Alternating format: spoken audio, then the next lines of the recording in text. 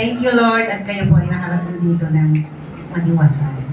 Salamat, Ma'am Pelsi. Thank you so much. Ngayon pong hapon, meron lang po akong gustong i-share sa inyo.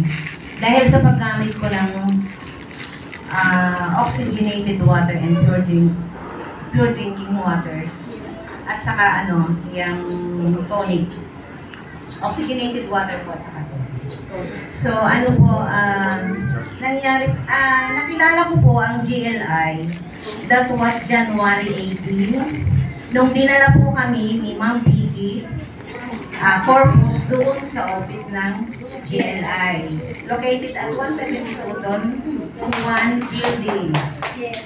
Pasig po yun, Pasig Boulevard.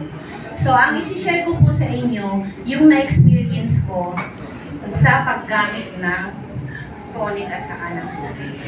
Ito po ay nangyari nitong August 2 na tumaas po yung BP ko. Umabot po siya ng 200 over 150. Sobrang taas po. Pero since po na meron kaming event ng August 11, tinapos ko pa po yun. So after po nung matapos namin yun, nag-attend pa kami ng nagpunta pa po kami ng orod doon sa Higaro. So, nung last time po na nagpunta ako doon, kinagabihan, hindi na po maganda yung condition ko. So, kinabukasan po, dinala ko ng anak ko sa Medical Center of Paranaque. Dito na sa mga, dito na So, ngayon po, sabi nung kailangan ko magpa-CT scan.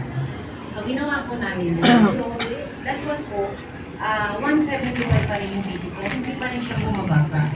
So ngayon po, ang nangyari, nakapagpasikit sila na po ako. Hindi naman nabasa ng doktor. Then meron po akong sariling cardiologist sa Medical Center ng Paranaque. So hinintay ko po siyang mabasa niya. Ngayon, nung sinabi niya sa akin, so kailangan mo ilalim sa regular test. At saka to the echo, at saka ECG. So, ginawa ko po yun ng August 26. August 26.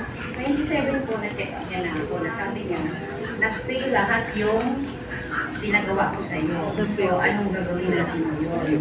Kumbaga po, bumagsak siya. So, hindi naman po ako nawawala ng pag-asa.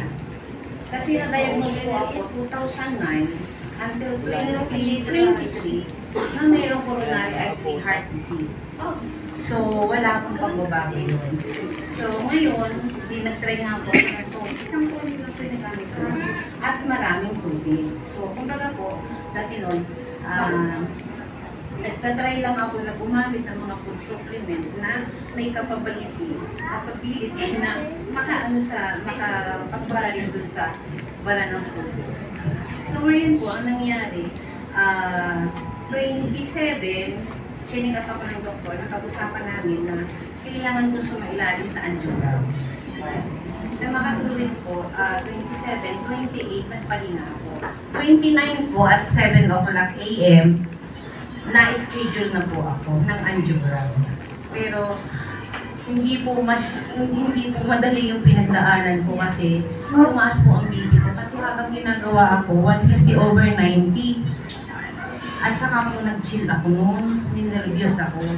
Kung, basta hindi ko po alam kung ano, pero magandang pakiramdam ko. Natakot ako. Hindi ko alam kung gusto sa taas ng pressure ko is. Oo, yun.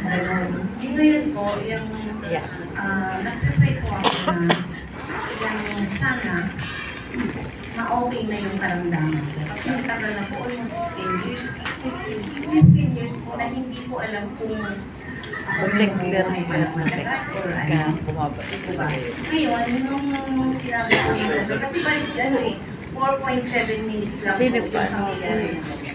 Pero sa totoo lang po, hindi okay talaga yung pakiramdam na ginaganon ko. Kasi merong yung may anesthesia po siya pero hindi siya pinapasok sa loob.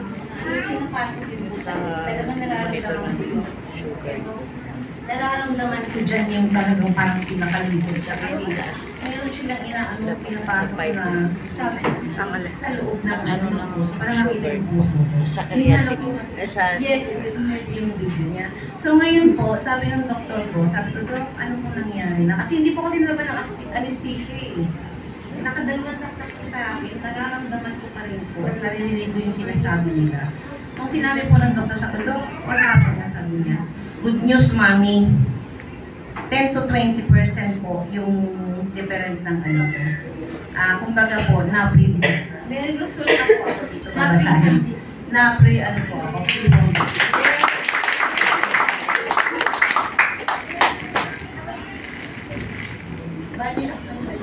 Ayan, may results po talaga na na-clear siya from bara, yung bara Ito sa po yun. cardiologist. Ito po yung result ng ano ko. 15 years po yan, natinis ko. Sabi ng doktor ko, cardiology ko. Sige po. Ano mo yun, ma'am? Yung to. Ito po yan. Yung Tony. Ito yung ano ko talaga. Yes po. After 15 years. Opo. Ito po yung ano, result. Sa ano yung medical center of Parañaque po. That was 829. Sabi niya, Naku, hindi ako doktor, ma'am. Ayan, so, pero yun, medyo scientific and hindi naman tayo licensed to read yung ganitong result. Pero, thank God, dahil yung result kay ma'am, imagine, 15 years po na problem niya yun. May barak sa heart, no? No medication.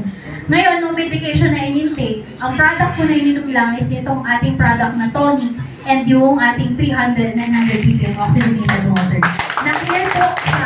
Doctor na po nagsabi na free from diseases siya, no? Imagine. Kaya nung nakaraan, ma'am, yung sinasabi ko sa inyo yung doctor dun sa seminar, siya yung nagtanong, paano nangyari na natanggal yung bara? Okay? So, nung nabasa niya po yung clinical study, siya na rin nga ang sumagot. Kaya pala natanggal. Okay? So, mama, explain ko sa'yo, ma'am, yung sinabi ng medical doctor. So, sobrang ganda talaga ng produkto, no?